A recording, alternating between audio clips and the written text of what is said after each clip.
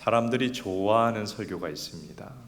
위로의 말씀, 위로의 설교를 좋아하지요. 지난주에 우리가 주일 설교 말씀이 안심하라, 두려워하지 말라라는 주제의 말씀이었습니다. 아마 그런 설교가 참 마음에 와닿으리라고 생각을 합니다.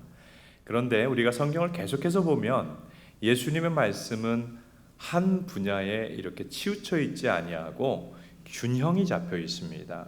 좋은 엄마는 자녀들에게 먹고 싶어하는 음식만 주는 것이 아니라 필요한 음식을 주는 엄마 아닙니까? 예수님께서는 우리가 좋아할 만한 말씀도 주시고 또 우리에게 필요한 말씀도 주시는 분이십니다.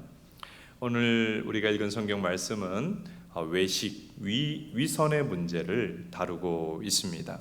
아마 주님께서 우리에게 이런 부분이 필요하다고 생각하셔서 이런 말씀을 우리에게 주신 줄로 압니다. 1절에 보면 15장 1절 예루살렘에서 파견된 바리새인과 서기관들이 예수님과 예수님의 제자들을 관찰하다가 저거 문제가 있다 하면서 비난을 합니다.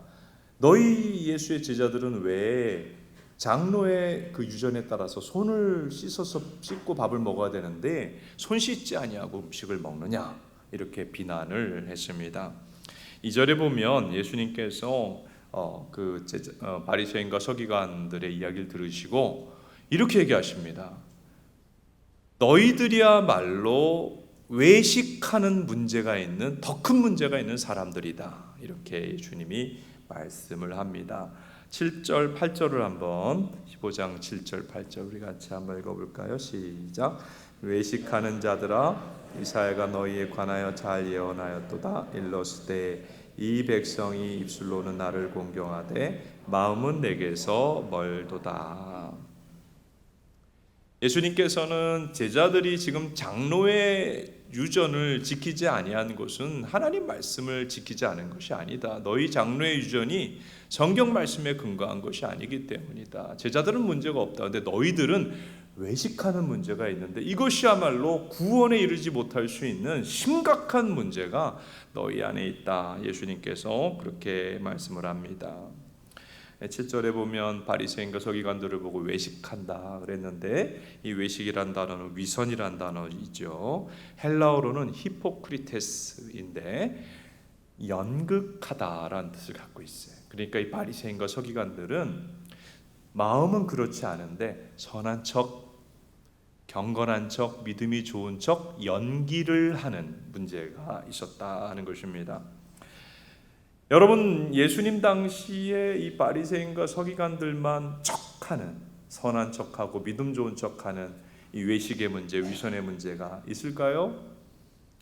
그렇지 않죠. 가만히 보면 우리 안에도 그런 문제가 들어있는 것을 볼 수가 있습니다. 교회에서 예배드릴 때는 매우 온화한 것 같은데 집에 가면 우리 가족들에게 화내고 다투는 모습이 있지 않습니까? 교회에서는 경건한 것 같은데 세상에 나가서 일을 할 때는 안 믿는 사람과 똑같은 모습으로 살아가게 되는 그런 이중적인 모습이 있지 않습니까? 때로는 우리의 그런 교회에서 모습과 세상에서의 모습이 다른 그런 이중적인 모습 때문에 가족들이 우리에게 실망하죠. 왜 아빠 엄마는 왜 저래? 믿는 사람들이, 또는 우리 주변에 있는 사람들에게 믿는 자로서 본이 되지 못해서 실망을 시킬 때도 있는 것이 사실 아닙니까? 그래서 가만히 생각해 보면 바리새인과 서기관들만 위선하는 문제가 아니라 있는 것이 아니라 나에게도 참 위선이라는 이 문제가 찾아오기 쉽고 위선의 함정에 빠지기 쉽다 하는 것을 우리가 충분히 인지하게 됩니다. 이것은 성도들도 마찬가지고 목회자도 마찬가지겠죠. 그런데요, 우리가 이 위선의 문제를 계속 내가 용인하다 보면 믿음에 큰 문제가 생기고 나중엔 하나님 앞에 하나님의 이름에 명예에 손상을 끼치는 그런 지경에 이르게 될 수도 있습니다. 오늘은 우리가 오늘 본문 말씀을 중심으로 어떻게 우리가 위선하는 크리스찬이 되지 않을 수 있을까? 어떻게 우리의 위선하는 문제를 잘 극복할 수 있을까? 말씀을 중심으로 생각해 보겠습니다. 첫째로 위선적인 신앙인이 되지 않으려면 마음을 하나님께 드리고 있는지를 점검해야 한다는 겁니다. 마음을 드리고 있는가? 자, 바리새인과 서기관들은 마음보다는 이 외적으로 드러나는 것을 매우 중시했어요. 그래서 바리새인과 서기관들은 일주일에 2번이나 금식을 하면서 얼굴을 초췌하게 해가지고 사람들이 저분들은 금식 기도도 하는 경건한 사람들이야, 이런 평가를 듣고자 했습니다. 겉으로 보이는 걸 참 중시했어요. 그리고 기도를 할 때도 예수님은 우리가 어디서 기도하라 그랬습니까? 골방에서 은밀히 보시는 하나님께 기도하라 그랬는데, 이 바리새인과 서기관들은 주로 광장에서 기도하는 거예요. 광장에서 큰 소리로 손을 들고 기도해요. 그리고 시장에서 기도하는 거예요. 사람 많은 데서 기도하는 거예요. 그래서 저 사람은 저렇게 신앙심이 좋은 사람이구나 하는 것을 드러내고 인정받기를 원했습니다. 그런데 이 사람들은 그렇게 외적으로는 신앙심을 드러내지만 마음은 전혀 아니었다. 이것이 예수님의 말씀입니다. 15장 8절을 보겠습니다. 15장 8절 같이 한번 읽어볼까요? 시작. 이 백성이 입술로는 나를 공경하되 마음은 내게서 멀도다. 겉으로는 믿음 있는 척 하지만 마음은 전혀 그렇지 않은 것이 바리새인과 서기관의 문제였어요. 근데 하나님은 외적으로 드러나는 것을 가지고 신앙을 평가하는 것이 아니라 마음을 보시고 신앙을 보십니다. 자, 사무엘상 16장 7절 한번 볼까요? 같이 있습니다. 시작. 사람은 외모를 보거니와 나 여호와는 중심을 보느니라 하시니라. 중심이 어디예요? 하나님은 중심을 본다 그랬어요. 마음이죠. 우리 신앙을 마음을 보시고 주님은 파악하십니다. 우리의 마음의 상태가 신앙의 상태예요. 지금 우리 마음의 상태가 신앙의 본 모습이에요. 마음 없는 신앙은 헛것이다 하는 것이 오늘 말씀의 요지입니다. 자, 우리 아들들 이제 컸습니다만 어릴 때 얘기입니다. 아마 중고등학교 때 얘기일 겁니다. 자녀가 이제 셋이나 있고 하니까 여름이 되면 빨래가 많이 나와요. 매일같이 밖에 나가서 이제 땀 흘리고 들어오고 하니까 그 빨래 하는 것도 일인데 빨래를 널고 마른 빨래를 개는 것도 일이더라고요. 워낙 많으니까. 그래서 어느 날 아들 중 누군지 기억은 안 나요. 아들 중에 한 명한테 시켰어요. 아들, 이게 엄마 아빠가 지금 빨래거리가 너무 많아서 힘든데 이거 좀 널어주렴. 빨래한 거 널어주렴. 근데 제가 그날 마음 없는 행동이 어떤 모습인가를 알았어요. 빨래를 널었는데 가서 널었다 그래요. 그래서 가보니까 빨래를 뭉쳐갖고 던져놨어요. 그래가지고 결국은 그거 다시 펴가지고 더 수고롭더라고요. 다시 펴가지고 다시 이제 널게 되었습니다. 원래 우리 아들들이 부모님을 잘 도와주고 또 집안일도 아주 잘하는데 아주 그날만 그게 특별히 좀 하기 싫었던 것 같아요. 그러니까 마음 없는 행동은 하나만 하죠. 또 마음 없는 대화, 또 그런 대화는 하나만이라고 생각을 합니다. 마음 없는 신앙생활도 하나만한 헛것이다 하는 것을 우리가 알 필요가 있어요. 그래서 오늘 핵심적인 요지는 외식하고 위선하는 신자가 되지 않으려면 마음을 하나님께 드리라는 것입니다. 여러분, 우리 마음을 하나님께 드리는 믿음이 될 수 있기를 축복합니다. 마음을 하나님께 드리려면 필요한 요소가 있어요. 사람을 의식하기보다 하나님을 의식하여야 마음을 하나님께 드릴 수 있어요. 따라합시다. 사람을 의식하기보다 하나님을 의식하라. 구약 성경에 보면 하나님께 사랑을 받았지만 나중에 버림받은 사울 왕이라는 인물이 나옵니다.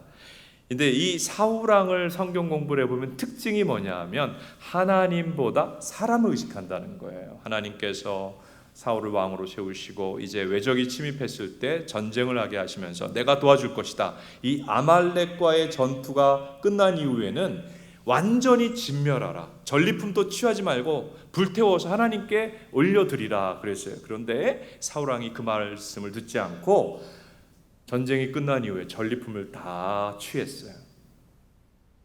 왜 그랬을까요? 백성들을 의식했기 때문입니다. 사람을 의식했어요. 사람들을 더 만족시키기 위해서 마음이 거기 있다 보니까 하나님 말씀을 듣지 않은 거예요. 근데 이 죄 때문에 하나님께서 사무엘 선지자를 보내가지고 당신이 이러이러하게 불순종하였다라고 얘기를 했어요. 그러면 회개해야 되잖아요.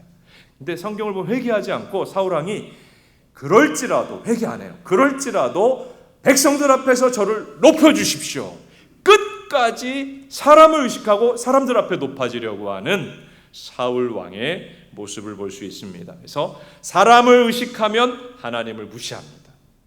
따라합시다. 사람을 의식하면 하나님을 무시하게 된다. 그래서 사람을 의식할수록 우리는 하나님께 마음이 없는, 하나님께는 외식하는 그런 신자가 될 수밖에 없습니다. 또 하나의 예를 들어볼까요? 어느 유명한 교회의 장로의 가정 이야기입니다. 아들이 있는데 믿음이 없어요. 근데 행동도 좀 불량한 그런 사람입니다. 그래서 할 수 없이 이제 유학을 보냈어요.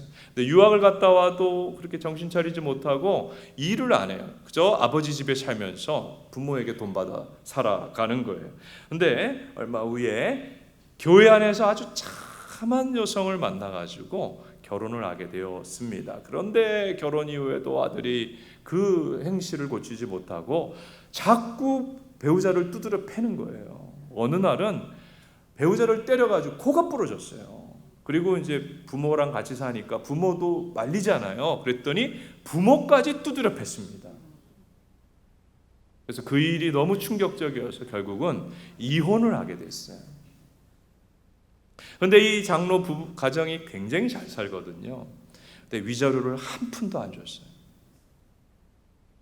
그리고 더 놀라운 것은 이제 이혼을 했잖아요. 그래서 며느리가 따로 이제 나가게 됐는데 일요일 날 며느리를 자기 가족이 다니는 교회에 출석하도록 하는 거예요. 그리고 같이 예배를 드립니다. 마치 이혼이라는 것은 우리 가정에 전혀 없었던 것처럼 외식하는 거죠. 우리 가정은 이혼한 가정이라는 걸 드러내지 않으려고 이혼한 며느리를 매주 일요일날 예배 드릴 때 교회에 나오게 했습니다. 여러분, 그 며느리의 입장을 생각해 보세요. 아니, 저 시아버지 시댁은 정말 사람만 의식하고 사람 앞에 조금도 체면 손상당하기 원치 않고 하나님은 요만큼도 생각하지 않는 위선자, 가식 덩어리의 사람들이구나 하는 생각이 들지 않았겠어요? 얼마나 마음이 아팠을까요? 그 며느리가. 여러분, 우리가요 사람 앞에 체면 차리고 사람 앞에 높아지고 싶고 사람을 의식할수록 하나님을 무시해버리고 죄악에 빠지는 사람이 될 수가 있습니다. 그래서 우리가 마음을 하나님께 드리는 진실성이 있는 신앙이 되려면 사람을 의식하는 것을 버리고 하나님을 의식하는 신자가 되어야 합니다. 오늘 이러한 마음을 주시기를 축복합니다. 그리고요, 마음을 하나님께 드려야지 외식하지 않는 신앙인이 된다 그랬는데, 마음을 하나님께 드린다는 것은 구체적으로 말하면 마음을 담아 하나님께 예배 드린다는 거예요. 따라합시다. 마음을 담아 하나님께 예배 드리라. 성경에 보면 하나님께서 마음을 담은 성도의 예배가 있고 마음 없는 예배가 있다, 이렇게 우리에게 말씀을 합니다. 그리고 하나님이 모든 예배를 다 받으시는 건 아니고 마음을 담지 않은 예배는 안 받으시겠다, 그렇게 얘기를 하셨어요. 이사야 1장 11절 12절을 한번 봅시다. 같이 읽습니다. 시작. 여호와께서 말씀하시되 너희의 무수한 재물이 내게 무엇이 유익하뇨? 너희가 내 앞에 보이러 오니 이것을 누가 너희에게 요구하였느냐? 내 마당만 밟을 뿐이니라. 너희의 재물 드림과 예배가 무엇이 유익하느냐? 너희는 마당만 밟는 헛된 예배를 드리고 있다. 마음이 빠진 예배이기 때문이다, 이렇게 말씀을 합니다. 나는 너희의 마음이 담긴 예배를 원한다, 주님 말씀하세요. 우리의 예배가 우리의 마음이 드려지는 예배가 될 수 있기를 바랍니다. 그러려면 정말 일요일날 주일날에는 핑계대지 말고 주님 앞에 나와야 돼요. 오늘 여러분 잘 오셨습니다. 그리고 예배 전에 와서 좀 기도하고 일찍 와서 예배드리면 우리 마음을 드리기가 더 좋습니다. 그리고 찬양할 때는 우리 찬양팀 오늘 잘하네 이렇게 지켜보는 것이 아니라 나도 마음을 담아 찬양을 드릴 수 있기를 바랍니다. 그리고 설교 말씀이 전해질 때는 마음에 담고 아멘으로 받아들일 수 있기를 바랍니다. 그리고 예배 시간에 감사와 경배로 주님 앞에 우리의 마음을 드리는 월십, 나의 가장 귀한 것들을 주님 앞에 보내어드리는 그런 예배가 될 수 있기를 바랍니다.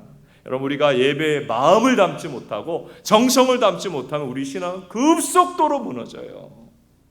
요즘 코로나 때에 마음을 담지 않는 예배로 우리가 얼마나 많은 피해를 볼 수 있는 그런 환경인지 모릅니다. 예배가 점점 형식화되고 있지 않은가를 우리가 좀 돌아보십시다.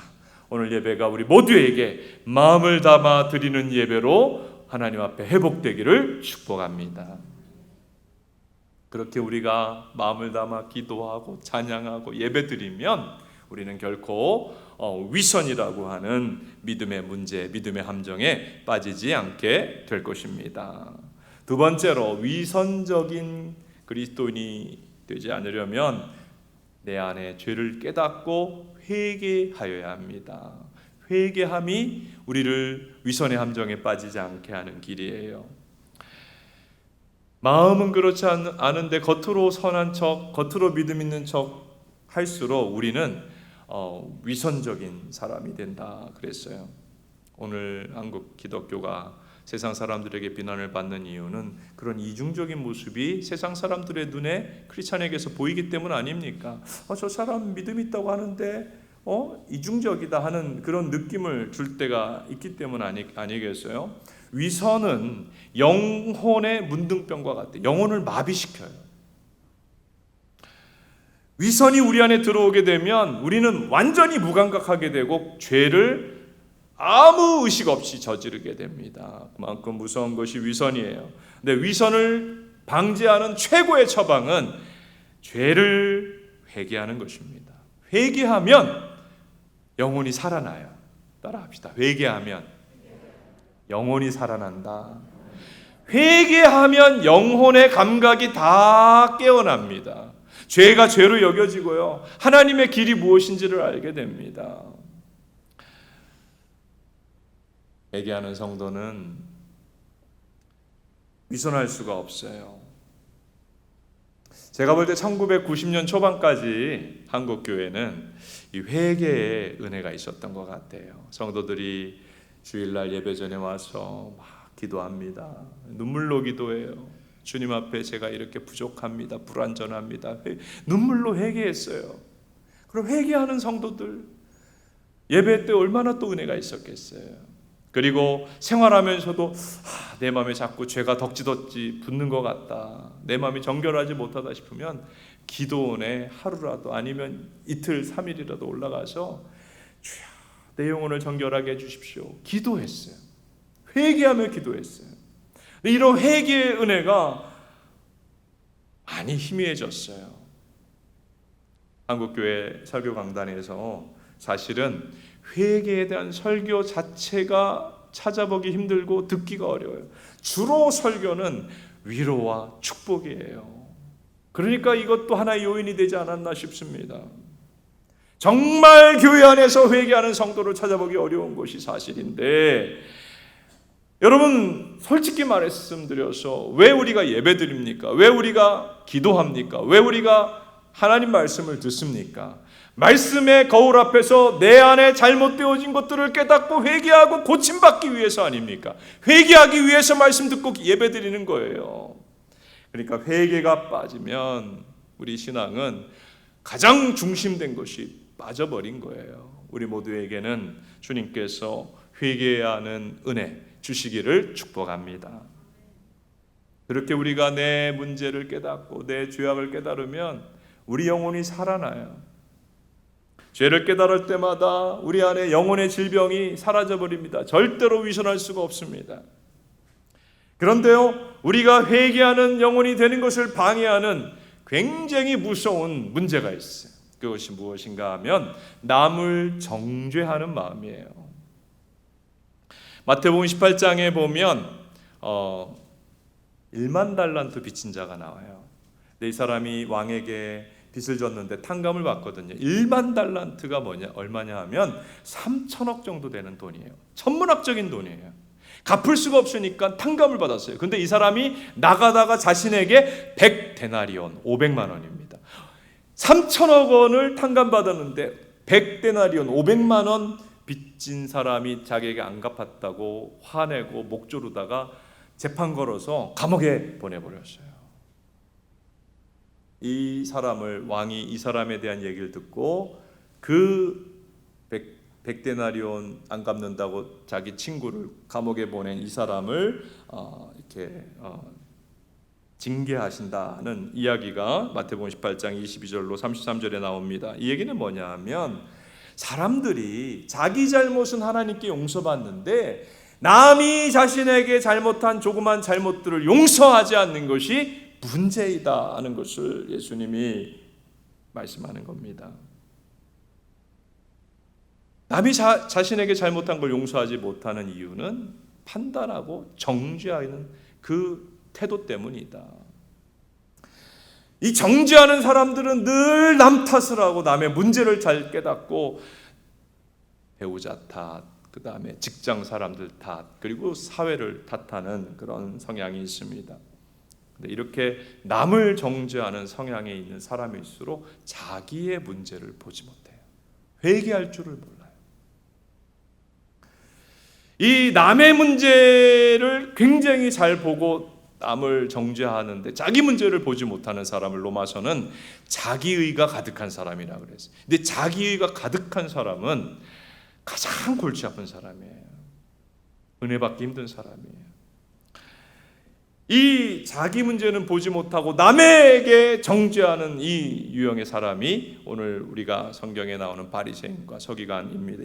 이 사람들은 성자 예수님을 정죄했어요. 자기 문제를 보지 못하고 남의 문제에만 혈안이 되는 사람들입니다. 그런 사람들에게 예수님께서 말씀합니다. 마태복음 15장 18절로 20절 같이 한번 읽어보겠습니다. 시작.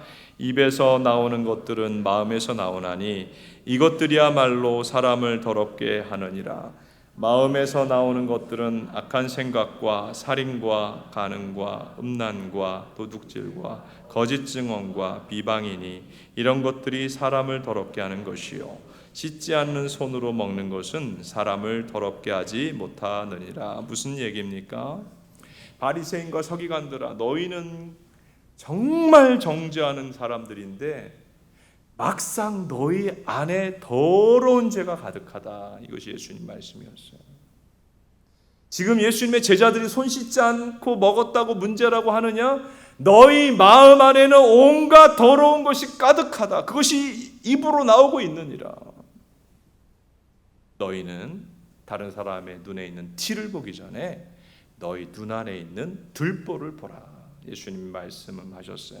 마태복음 7장 3절입니다. 같이 한번 읽어보겠습니다. 시작. 어찌하여 형제 눈 속에 있는 티는 보고 내 눈 속에 있는 들보를 깨닫지 못하느냐. 여러분, 우리는 대인관계에 있어서 다른 사람의 눈에 티에 집중하는 것이 아니라 내 눈 안에 있는 들보를 먼저 볼 수 있는 하나님의 백성이 될 수 있기를 바랍니다. 따라합시다. 내 눈 안에 있는 들보를 먼저 보자. 바리새인과 서기관은 남의 눈의 티에 집중하고 남을 정죄하기에 바빠 자기 허물과 죄를 전혀 깨닫지 못하고 예수님마저 비난했어요. 여러분, 내 마음 안에 비난하고 정죄하는 마음이 가득하면 이런 문제에 우리가 빠지게 될 수가 있습니다. 내 죄를 깨닫는 사람은 마음이 겸비해져요. 그리고 주님의 은혜를 구하게 돼요. 남을 비난하기 전에 내 죄를 깨닫는 사람은 위선할 수가 없어요. 사람들 앞에 자기를 높이려고 하지도 않고요. 사람을 의식하는 신앙생활이 아니라 하나님을 의식하는 신앙생활을 하게 됩니다. 오늘 우리 안에 정죄하는 마음이 변하여 주님 앞에 회개하는 심령으로 바뀌게 되기를 축복합니다. 이렇게 내 죄를 깨닫는 사람은 정직해요. 그리고 내 안에 있는 죄와 허물을 깨닫는 사람은 겉과 속이 다르지 않는 진정성 있는 신앙생활을 할 수가 있는 것입니다.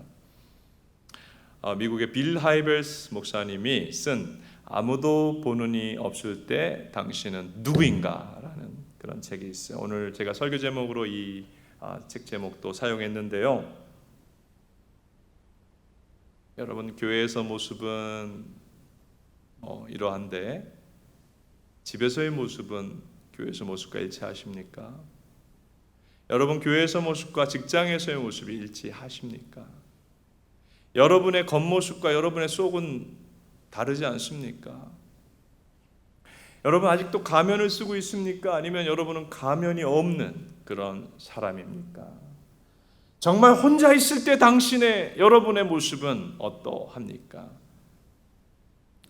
생각을 해볼 필요가 있어요. 우리는 사실은 솔직히 말씀드리면 다 타락한 죄성을 갖고 있기 때문에 어느 정도는 위선적인 면이 있습니다.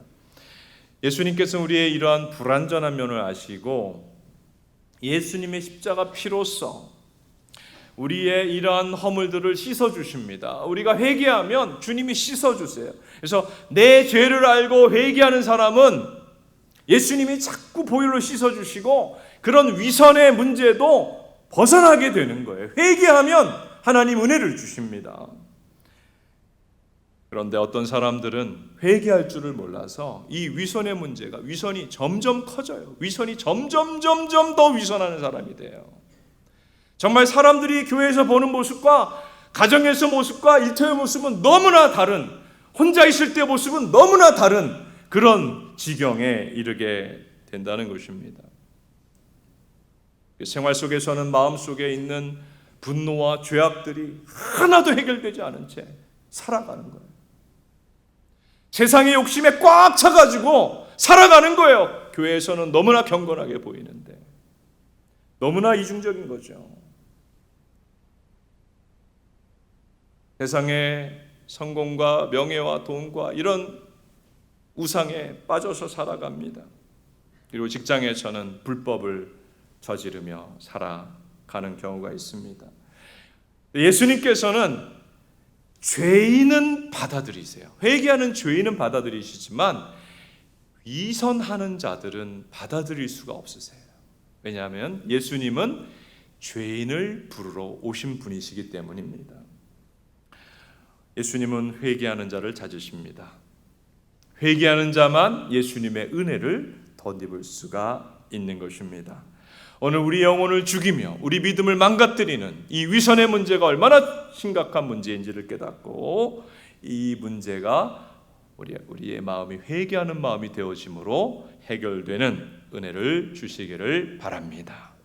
아무도 보는 이 없을 때 교회 모습만 아니라 아무도 보는 이 없을 때도 우리 모습이 주님 앞에 진실한 신자가 될 수 있기를 바랍니다. 우리가 이 위선이라고 하는 심각한 영혼의 문제를 해결하려면 마음을 들여야 돼요. 겉으로 보이는 거에 연연하지 마시고 마음을 들여야 돼요. 그리고 사람보다는 하나님을 의식해야 돼요. 여러분, 하나님을 계속해서 바라보고 하나님을 의식하는 우리의 믿음 생활이 되시기를 축복합니다. 그리고요, 마음을 다해 예배를 드려야 돼요. 내 마음을 하나님께 드리면 우리는 잘못된 믿음의 함정에 빠지지가 않을 수가 있어요.